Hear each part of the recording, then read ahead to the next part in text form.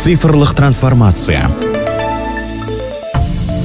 Қазақстандық жүргізушілер жеңіл жол көлік оқиғаларын полицияның қатысуынсыз рәсімдей алады. 2024 жылғы 1 қаңтардан бастап міндетті автосақтандыру бойынша жеңіл жол көлік оқиғаларын онлайн рәсімдеуге болады. Мұндай оңайлатылған тәртіп еуро хаттама деп аталады. Азаматтарға ыңғайлы болу үшін еуро протокол мобильді қосымшасы іске қосылды. Сақтандыру төлемін алу үшін полиция шақырып, сот шешімін күтудің қажеті жоқ. Еуро хаттаманы қолдану шарттары: жол апатына тек екі көлік қатысса, көлік иелерінің азаматтық құқықтық жауапкершілігін міндетті сақтандыру бар болса, жол көлік оқиғасына қатысушылардың көліктер ғана бүлініп, ешкімнің өміріне немесе денсаулығына зиян келтірілмей, үшінші тұлғалардың мүлкі зардап шекпесе, жол көлік оқиғасына қатысушылар арасында кім кінәлі, ал кім зардап шеккені жөнінде келіспеушілік болмаса, залалдың шекті сомасы 100 айлық есепті көрсеткіштен аспаса, жол көлік оқиғасына қатысушы екі тарапта App Store немесе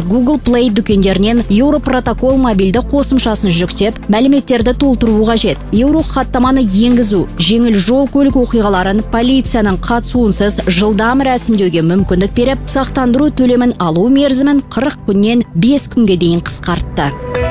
Ролик Қазақстан Республикасы Мәдениет және ақпарат министрлігінің тапсырысы бойынша дайындалды.